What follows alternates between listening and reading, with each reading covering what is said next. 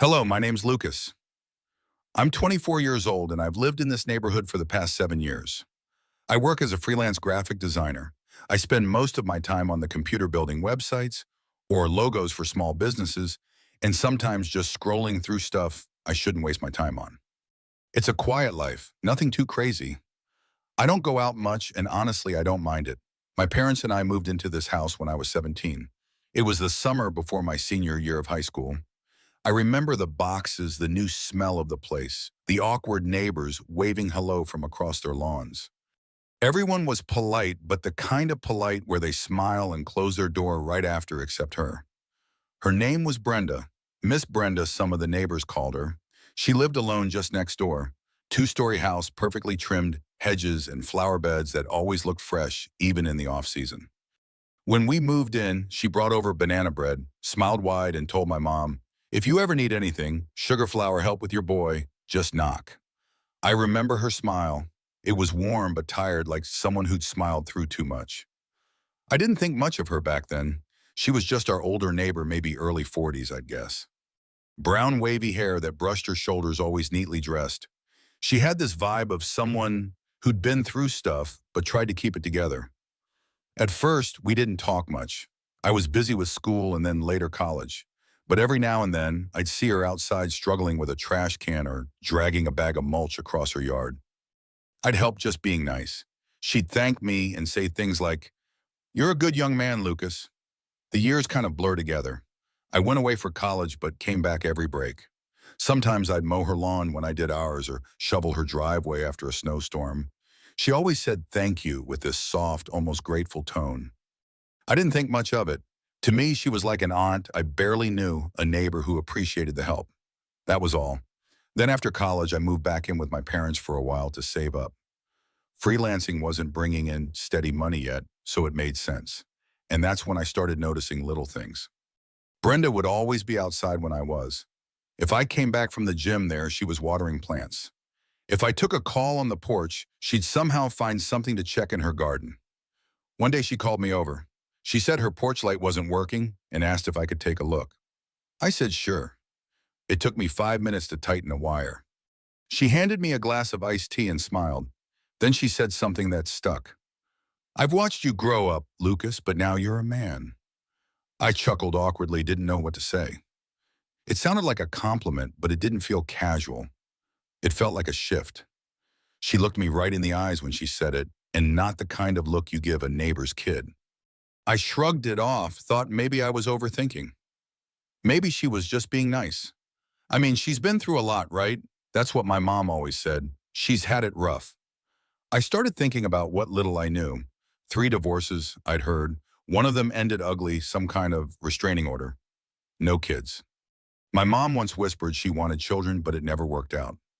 I began noticing more how she touched my arm when I handed her something, how she'd laugh a little too long at my jokes, how she once said, "I don't need a man, but it would be nice to have someone who actually notices me." She looked straight at me when she said that. I didn't know how to handle it. I was raised to be polite, respectful, and I never wanted to make her feel rejected or embarrassed. But something inside me was starting to tense up. She wasn't just being friendly, and I wasn't sure what to do about it.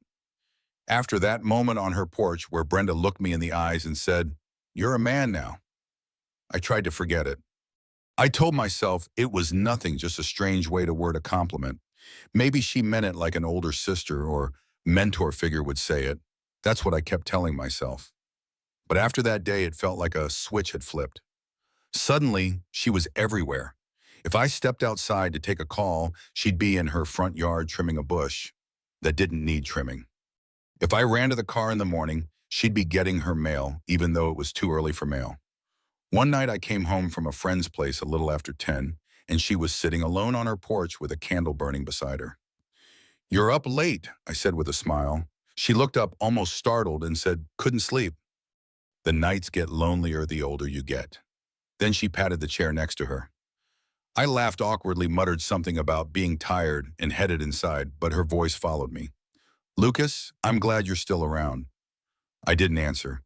That week she baked cookies, chocolate chip, warm wrapped in foil with a sticky note, "For Lucas just because." My mom thought it was sweet. She smiled and said, "She's always been so thoughtful. Poor woman doesn't have anybody. It's good that you help her out." And I did help her out. I always had. It just didn't feel the same anymore. Now, every time I fixed something or brought her trash bins back from the curb, I felt this strange tension in the air. One Sunday afternoon, she asked if I could help her move a heavy box from her attic. It was hot, the kind of dry heat that makes your shirt stick to your back. I figured I'd be in and out, but once I got the box down, she asked if I wanted a cold drink. We sat in her living room. She poured iced tea and put on music, something slow and jazzy. She leaned back on the couch and sighed. "Feels good to have company," she said. "It's quiet in here always. I talk to myself more than I should." I smiled politely. "Well, at least you've got this place looking nice. It always feels cozy here." She looked at me again with that same intense gaze. "You always know what to say," I laughed. "Nah, just being honest." Then she said, "You're not like other guys your age." I froze a bit. "What do you mean?" "You listen, you care, you're present. Most men just disappear when you need them." She paused. "You're different." The room felt smaller. I took another sip of tea and checked the time on my phone.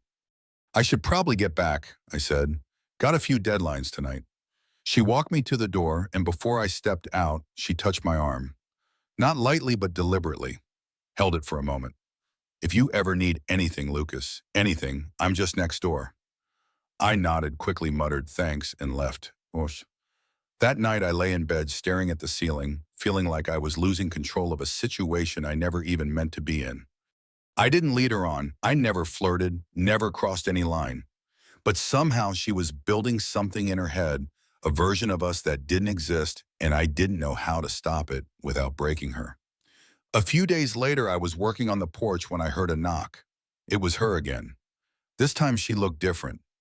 She had makeup on, her hair was done up, and she wore a dress I'd never seen before. "Thought I'd stop by and return the favor," she said, holding out a container of homemade lasagna. "Oh, wow, thanks," I said, taking it. She stood there for a second. "I made extra, in case you wanted to have dinner together." I hesitated. Everything in me said don't, but her face, something about it looked so hopeful, like saying no would crush her. Maybe another night," I said carefully. "I've got a Zoom call in like 15 minutes. Client from the UK. She nodded, smile fading just a little. "Of course. Work first." I watched her walk back to her house, the lasagna getting heavier in my hands. That evening I didn't eat it. I couldn't. It sat in the fridge untouched, a reminder of the emotional trap I felt myself falling into. And that's when it really hit me. This wasn't just a lonely neighbor with a soft spot for kindness. She was falling for me. And I had no idea how to tell her that I didn't feel the same without hurting her in a way that would make her pain even deeper. A week passed. I tried to keep my distance, just enough not to be rude, but not so much that it looked like I was avoiding her. I told myself maybe it would all blow over. Maybe I was reading into things too much. People get lonely. Maybe she just appreciated the company, but that hope didn't last long. One afternoon, I was walking back from the store with a bag of groceries when I saw her standing by her mailbox. She waved me over. I hesitated, then crossed the lawn. "Hey, Lucas," she said softly, her voice low, like she'd been crying or like she didn't want anyone else to hear. "Do you have a few minutes? I could really use someone to talk to." I could have made an excuse, should have, but there was something in her eyes, raw and tired, that made me feel like walking away would be the same as kicking someone when they were already down. So I nodded. We sat on her back patio. It was quiet back there. No cars, no neighbors, just wind moving through the trees. She poured 2 glasses of wine. I told her I didn't really drink, but she handed it to me anyway. Then she started talking about her life, about all of it. The first husband was charming but emotionally abusive. The second one cheated on her with a woman 10 years younger. The third one left when he found out she couldn't have children. She looked down at her hands when she said that. I was only 33 when the doctor told me. I had all these plans, the nursery, the lullabies, the birthday parties. I didn't know what to say. No one teaches you how to respond to that. I tried adoption, she went on, but they told me I was emotionally unstable. That's what the caseworker wrote down. Can you believe that? She laughed, but it wasn't a laugh. It was more like the sound you make when you've got no tears left. Ever since then, and it's just been quiet, she said. Years of quiet. You start talking to your plants. You celebrate your own birthday with wine and reruns. I swallowed hard and looked away. It hurt to hear. I know I'm not some young thing anymore, she said, turning toward me. And I know people probably think I'm pathetic, but when someone like you shows up, kind, thoughtful, decent, it's hard not to feel something. Her eyes met mine. She didn't blink. You've grown into such a good man, Lucas. You're everything those other guys weren't. I froze. There was nothing casual about the way she said that, nothing vague. I know I'm older. I know it's crazy, but I just need you to know what you mean to me. I put the glass down slowly. My heart was thudding in my chest, not because I felt the same way, because I absolutely didn't, but because I didn't know how to escape without shattering her completely. Brenda, I said quietly. She reached across and gently placed her hand over mine. I'm not asking for anything, she said. I just needed to say it, needed to feel like I wasn't invisible anymore. I looked at her hand, then I looked at her. Her face was tired, vulnerable, hopeful in the most painful way. You're not invisible, I said softly. I see you, I always have. You're kind and strong, and you've been through more than anyone should. But I paused, my throat tightened. But I don't want to mislead you. I care about you, Brenda. I do, but not like that. She didn't move her hand. She nodded, eyes fixed on mine. I figured, she whispered, but I had to try. A long silence hung in the air. Finally, she let go of my hand, stood up slowly, and said, Thank you for being honest. I got up too. I hope this doesn't make things weird, I said awkwardly. It already was, she replied with a weak smile. But don't worry, I won't make you feel uncomfortable. You've done enough. That night, I didn't sleep well. I kept replaying the whole conversation in my head. The way she looked at me, the way I felt like I had to walk a tightrope between kindness and rejection. It wasn't that she was unattractive or strange. It was that I never felt that connection, never saw her that way. And now I was caught in something that felt like a wound I didn't cause, but somehow still had to clean up. I thought that maybe things would settle after that, but they didn't, not yet. The next couple of days, I didn't see Brenda at all. No wave from the porch, no check-ins at the mailbox, no knock on the door with a plate of cookies or a small favor, just silence. And to be honest, I was relieved. Not because I hated her or felt angry, because I finally had space to breathe. The tension that had been building over the past months had cracked open, and the truth had spilled out, and she'd taken it better than I expected. But that relief didn't last. By the end of the week, my mom mentioned something at breakfast. Brenda hasn't been out much lately, she said, sipping her coffee. I saw her blinds closed all day yesterday. You think she's okay? I shrugged, trying to sound casual. Maybe just busy. She works from home, right? My mom nodded slowly. Still, she usually says hi. Maybe I'll check in on her later. That stirred something in me. Guilt. Not because I'd done anything wrong, but because I knew the truth. I was the reason her lights were off. Her silence wasn't just quiet, it was her way of mourning something she'd probably hoped would grow. A few days later, she texted me. First time in weeks. Hey, got a cabinet door that fell off the hinge. If you're free sometime, would really appreciate your help. No pressure, no hearts, no flirty smiley faces, just plain words. I stared at the message for a while, then typed, Sure, tomorrow work. She replied a minute later. That would be great. Thank you, Lucas. I went over the next evening. Her house felt different, colder. No candle burning, no music playing, just her in sweatpants and a loose hoodie, hair tied up, no makeup. She looked like someone trying to disappear. We didn't talk much. I fixed the hinge in 5 minutes. She thanked me. There was a pause, and then she said, I'm sorry. I looked up. For what? For everything. For making you uncomfortable. For pushing too far. I know I crossed a line. I shook my head gently. You didn't push me, Brenda. You were honest. That takes guts. She gave me a half smile, the kind people give when they're holding back tears. I think I forgot how to just be someone's friend, she said. All I ever wanted was to feel wanted. You were kind. I guess I held on to that too tightly. Her voice broke a little on that last sentence. I looked down at the screwdriver in my hand, unsure of what to say. You know, she continued, when you live alone long enough, you start filling in blanks. You imagine people feel the same things you do because it makes the silence easier. She sat down at the kitchen table, exhaled deeply. I'm not mad at you. I'm mad at myself. I let my hope get louder than my reason. There was a moment of stillness, and I sat down across from her. I care about you, I said, as a person, as someone who's been part of my life since I was a teenager. But I was scared to hurt you by being honest, and I think that made things worse. She nodded slowly. Honesty always hurts less than lies, even soft ones. Then she added something that stuck with me for days. I'm not broken, Lucas. I just needed to be seen. You saw me. That's enough. After that night, we didn't really talk much. Just a polite wave every now and then, a short hello at the mailbox. That emotional door, once cracked open, was gently closed this time with mutual understanding. But the situation left a mark on me.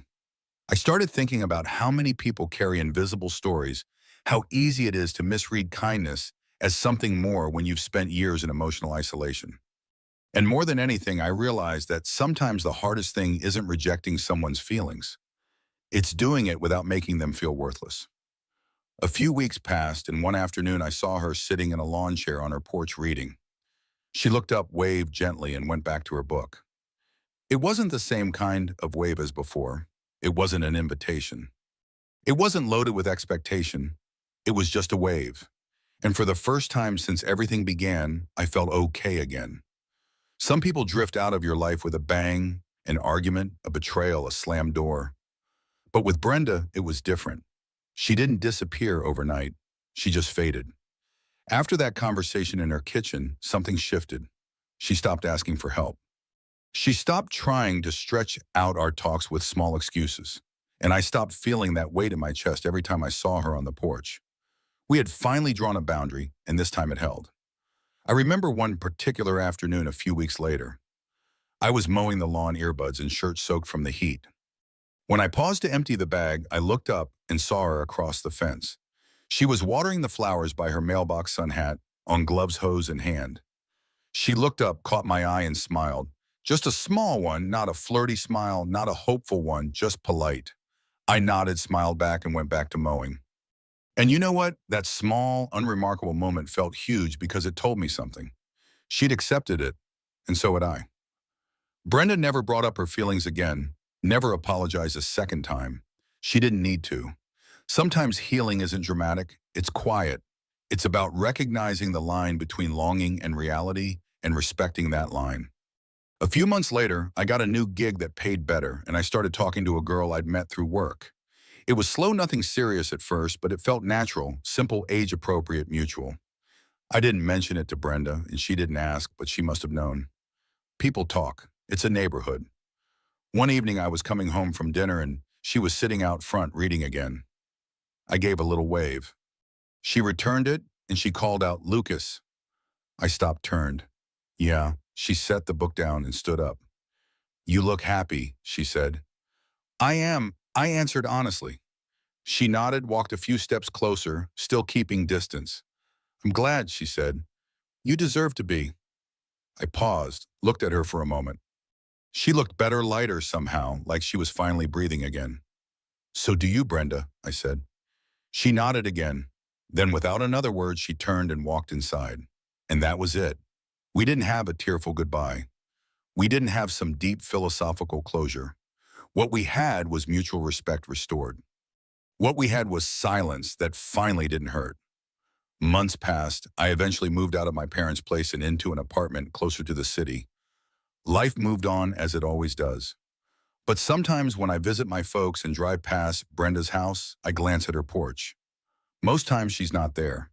Sometimes she is, and we still wave, and it's just a wave, not a hidden message, not a cry for attention, not a symbol of a story that could have been. Just a wave between two people who once stood on uneven ground and figured out how to step back without pushing each other over. This is how the story ends. I didn't fall in love with my older female neighbor. I didn't save her from loneliness. And I didn't let guilt lead me into something I never wanted. Instead, I gave her honesty. She gave me grace, and we both walked away with dignity. No drama, no secret regrets.